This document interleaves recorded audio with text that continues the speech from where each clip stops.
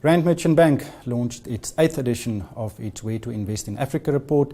It's a report that highlights investment opportunities in Africa. Joining me now is Celeste Valconier. She's an analyst at Rand Merchant Bank and a co-author of the report. Celeste, the theme of this year's report is infrastructure.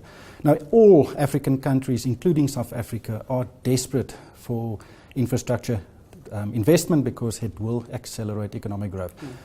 What were the main findings of the report? Well, first of all, that the deficit is very stark in Africa, but we all know it. But to put a few numbers to it, a few years back, the Africa Development Bank did a report on infrastructure deficit on the continent, and the number was needed $90 billion annually to build on this infrastructure deficit. That was only a few years back. The new report by the Africa Development Bank is now at $170 billion that is needed annually.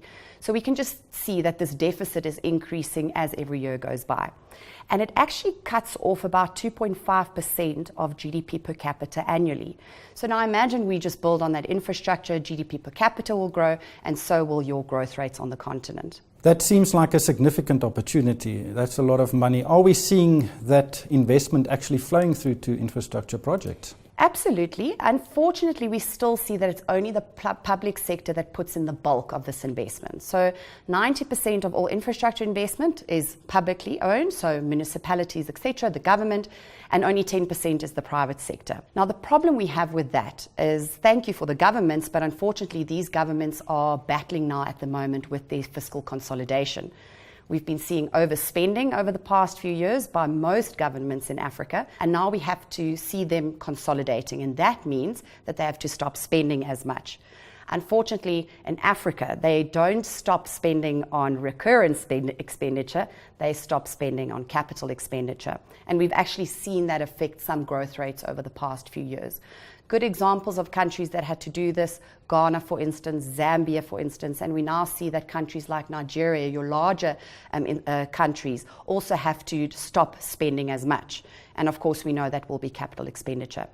That is why we need the private sector to pick up the weight. But it doesn't seem like the private sector is providing the finance or actually undertaking these projects. What are the headwinds against such investments?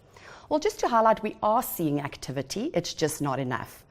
The major headwind, I think, for Africa is your sovereign risk. Any private institution would want to have a lower risk, so that means your capital expenditure will be lower.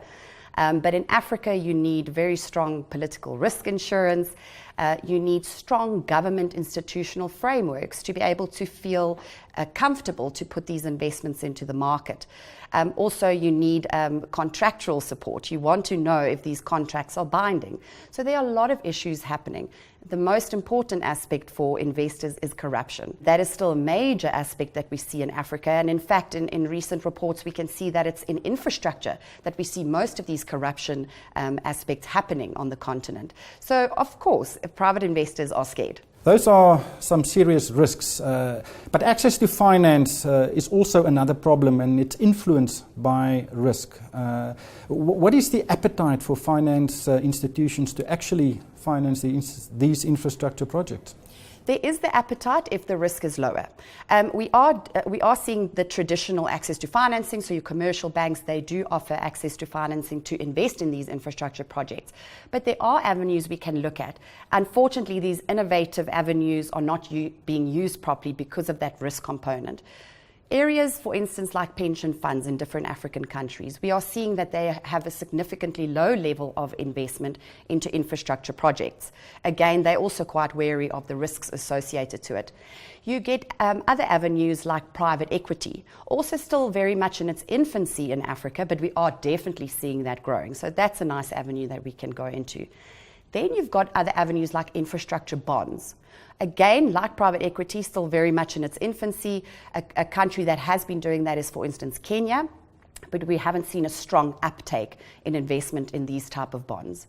And then you've got fund of funds. So you've got literal infrastructure funds that financial institutions feel that they can invest in. So there are avenues. It's still very much slow in progress. Which markets offer the lowest risk? We do look at the availability of access to financing in most of these economies as your number one aspect, but it's also whether these countries can pay back.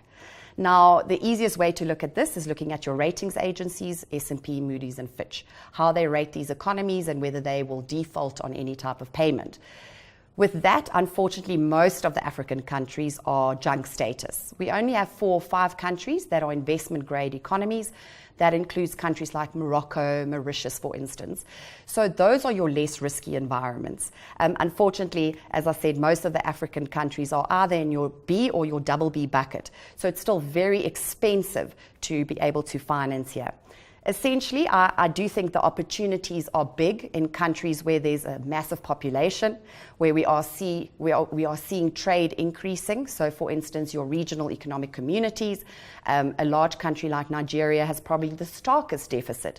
With those deficits, I believe that's the major opportunities. You get different types of infrastructure investments and projects. You get the hard projects like building roads, railways, and the like, but you also get investments in soft projects. What are the soft infrastructure projects?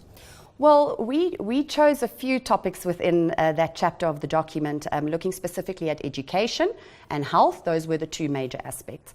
Now, if we had to look at the countries that do best in these categories, who've got the best quality, we look at the Human Development Index, and we also look at the African Infrastructure Development Index from the African Development Bank. If you combine these, we still see that it's your North African, Southern African, and your island economies that do the best with these aspects. And the reason for this is because North Africa, Southern Africa, more well-developed economies since they were independent. And then we also see the island economies. They are so dependent on tourism as being their number 1 revenue earner that they will improve infrastructure where they can to be able to attract tourists. We also look at another aspect of soft infrastructure, and that is the ability to trade between countries. Is it difficult duties or high duties, taxes, etc.? That is also a component of soft infrastructure. Looking at all 3, I think we are improving in the management of trade between countries, or the ease of doing trade between countries. Unfortunately, I believe from an education perspective, that is where we are lacking the most on the continent. And we are seeing more private investment going into the health industries. So hopefully that is one of the softer side of infrastructure that will improve. But I assume the projects or the investments into hard infrastructure is still the bulk of the total investment into Africa. Absolutely. From a private sector perspective, it's more into construction because that's less capital intensive and it's also shorter in period. So the risk is not as large as your 20 to 30 year projects of electricity and road networks. That's more where your public sector invests in. Unfortunately, we aren't seeing significant investment anymore into the ICT. That has shifted a bit more into your energy and your roadworks again, because we think the governments are realizing they're still lacking very much in that department. But we are starting to see private investment going more into energy as well, not just public. But that's more on your smaller projects like renewable energy. Thank you, Celeste. That was Celeste Volcania. She's an analyst at Rand Merchant Bank and a co-author of the report, Where to Invest in Africa.